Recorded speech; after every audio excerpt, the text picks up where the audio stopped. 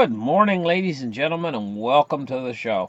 Today is September 10th, 2019. It's a Tuesday. And let's get started. Let's open up the charts right here and take a look at what's going on. What we see here is there's Ford Motor Company. Now, I want to tell you, for the longest time now, you go into the bank, and if you get some extra money to invest, you'll consult with a financial advisor, and they'll tell you the best opportunity out there is for you to invest your money in high yield. And, for the common, ordinary people, they've come into a little bit of money and stuff, and they don't understand what these terminologies are. But by gosh, that sounded good. High yield. Yeah, that's what we want. High yield, you say? Yes, it's very safe investments and so on. High yield, we invest you in triple B grade high yield debt market. Now, oh, that sounds good, high yield. They don't use the other term for it. The financial consultant doesn't use the other term, junk bonds, because that doesn't sound near as good. Oh, yeah, mister, we're going to invest you in junk. I don't want to put my money in junk, No, they use the term high yield. Oh, this is high yield, high yield. It's a junk bond market's what it is. And so they've invested a tremendous amount of investor money, pension funds and stuff, but they have to keep this BBB rating because a lot of these funds and fund managers, they aren't allowed to go into anything less than a triple B rating. Well, this junk bond market is over-leveraged, completely and utterly over-leveraged. And what that means is they've invested too much money in it on high hopes of these companies creating record profits and everything else. But all of this does not take into consideration what would happen if the economy goes in the opposite direction instead of going up, because the economies went up for so long, buoyed on 0% interest rate policy from the Fed for over 10 years. And, they only ever see markets going up. They can't perceive of a time when markets will go down and that these downgrades will occur. Well, here we go. The first, it's starting. It's starting. We got Ford. Pundits have been warning for years about the threat of fallen angels, or low-rated investment-grade names downgraded to junk. The market first paid attention to and learned to ignore these warnings as credit continued to tighten. Trillions and trillions of dollars in negative yielding sovereign debt. This is what's going on within the markets. And Ford looks like they're turning over here.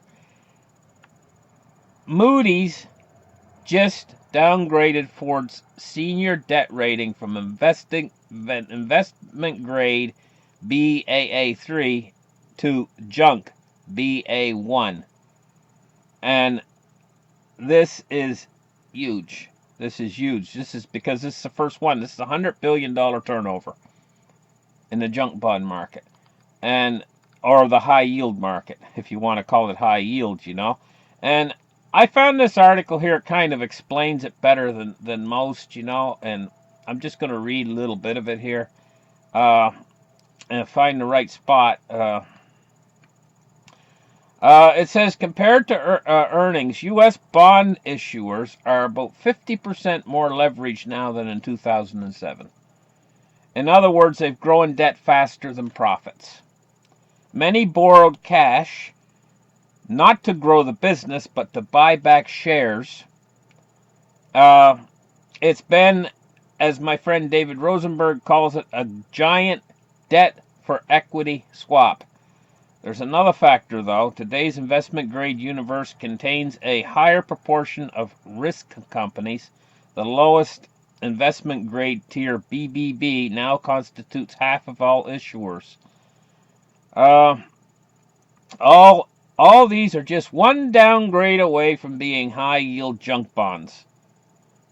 The best data I can find shows that there are roughly $3 trillion worth of BBB-rated bonds and another roughly $1 trillion worth of lower rated bonds that would still be called high yield. As it happens last time, the rating agencies will wait until their fate is already sealed before they cut ratings on these zombie companies.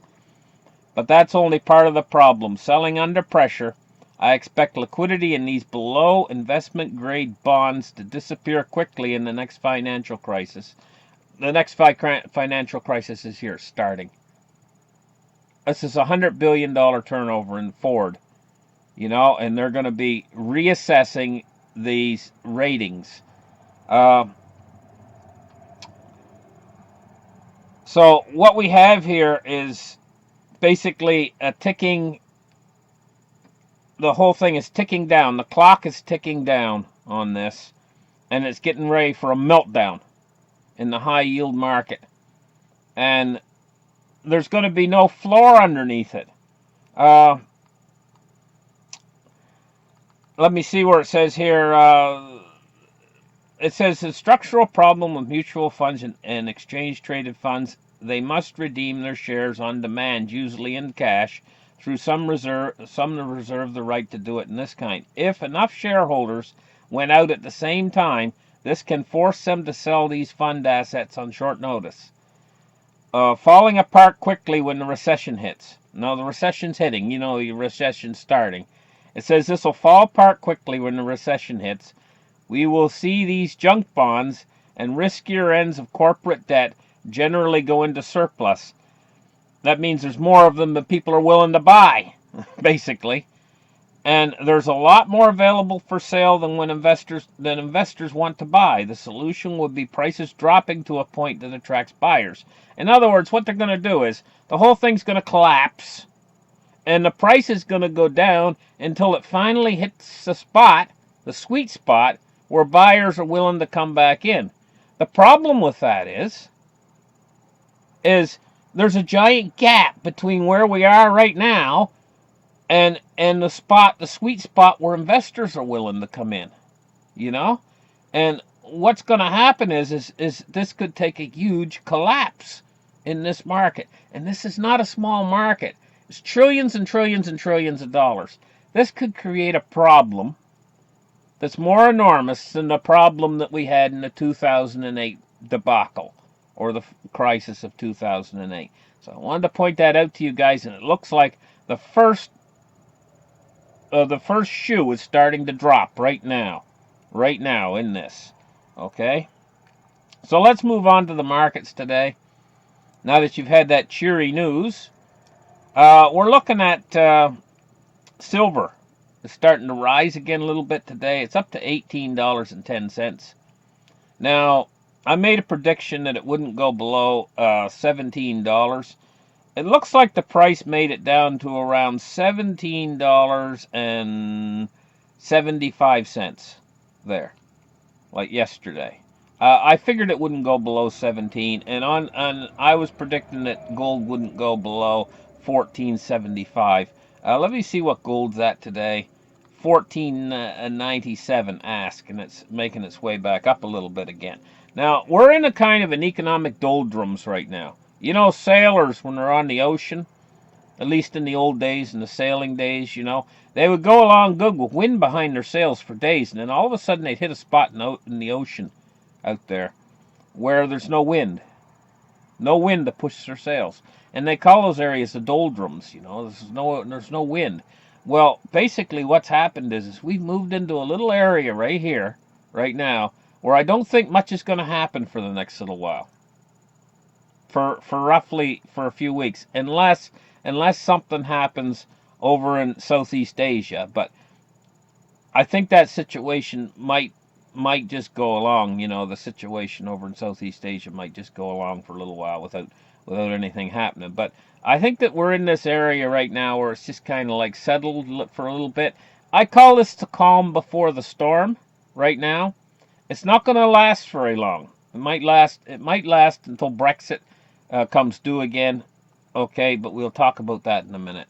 Let's take a look now at cryptocurrency market capitalizations. And what we're looking at today is cryptocurrencies going along sideways too in this little doldrum period. 264.6 billion with a Bitcoin dominance of 69.7%. And let me click on this. There, we can see it better. It's basically going sideways for crypto right now. There's not a lot to talk about with crypto right now. But, not too far in the future, I see a big price increase coming for crypto. I still have a target at the end of this year. I think it's going to be around 16,000 for Bitcoin come the end of this year. Moving into next year, I think it's going to move up from that a lot. I think factors are going to come into play early in the first quarter and the second quarter of next year that's going to really drive gold, silver, and cryptos. Let's take a look now at the Dow Jones today. And let's refresh the page. She's down 24 points on the day, so there's not much movement there in the Dow. 26,810 today. Let's take a look now at crude oil. 58.67. It's up 82 cents on the day. Let me take a look over the last 5 days here, and we can see an increase in the price of crude. If we go back about 5 or 6 days ago, it was down around 54.90, and now it's up to 58.67. So that's a good little increase over the period of the last week. It's been increasing in price. Now let's take a look at U.S. Treasury bonds. Now we're seeing the yield snapping back a little bit here. In the treasuries, and I was kind of expecting this, a little bit of a snapback. We're looking at the U.S. 30-year at 2.12, and it's up 2.3 basis points today. We're getting the biggest moves in the middle of the yield curve. We're looking at 3.3 and even 3.5 basis points on the U.S. 7-year and 3.3 basis points on the U.S. 3-year up. Treasuries are moving up today. Let's take a look now at the U.S. dollar index.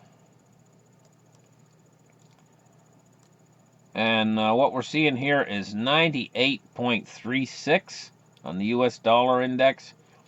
It's up just a little bit today, but it's been riding in this range for a long time. I mean, I can go back 6 months, and it was like 97 point something or 98. Or maybe not 98, no, around 97. I can go back like 6 months. The dollar's just been basically going along sideways for a long time.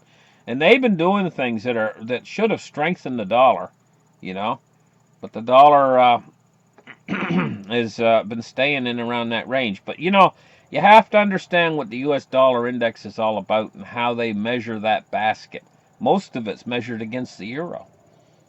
Now let's take a look at the United Kingdom. What's going on with Brexit? Well, they formally suspended Parliament for 5 weeks today, so nothing's going to be happening with Brexit for the next 5 weeks. In fact, nothing's going to be happening.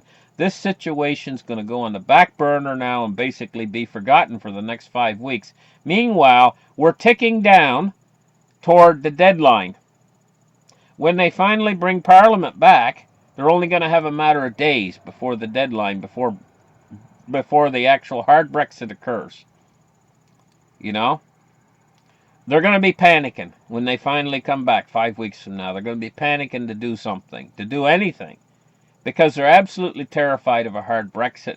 And this is an idea or a concept that's been put into their minds to be terrified of it. They don't really understand why they're terrified of it, but they just know they're absolutely terrified of it and they can't let it happen. So there's going to be a huge panic, And the big question comes down to is, will the European Union grant them another extension, and will that extension be asked for? That's the big question now at this point. If they do grant them an extension until the end of January, we're just going to go through this whole rigmarole all over again until they come to yet another deadline. Meanwhile, all of this political uncertainty is having an effect upon the British economy, day by day, and the people in Britain. Do they really want to? It's like a person that has that's terrified of dentists, terrified, and the absolute worst fear they ever had in their life is to have their tooth removed. But yet the tooth is aching. And so they go to the dentist, and he says, I'm going to pull that nasty tooth for you today because I know how much pain you're having with it. And they say, oh, I can't go through that today. I just can't go through that today, Mr. Dentist. I've got to go home. I got to go home and have a cup of tea. You know? So they leave the dentist that day, and they postpone it, and he makes another appointment 3 months later, and the tooth aches them the whole time, and they go back in, and the next time they go back in, they do the same thing, stall and delay. Eventually, you know what's going to happen. The tooth's going to get infected, and they're going to need jaw surgery in the end, because the tooth is going to be so bad and corrupt because they keep putting it off. You know, they could have had it out easy when the tooth wasn't as bad, but they're going to wait and wait and wait. And they're doing the same thing with Brexit right now. They're going to keep pushing this off, and, well, the economy crumbles. And eventually they're going to have to deal with this. Okay, listen, thank you guys for listening to this report, and we'll catch you again very, very soon. Remember to give me a thumbs up, and really appreciate my audience out there. And you guys have a great day, what's left of the day. Bye-bye, guys.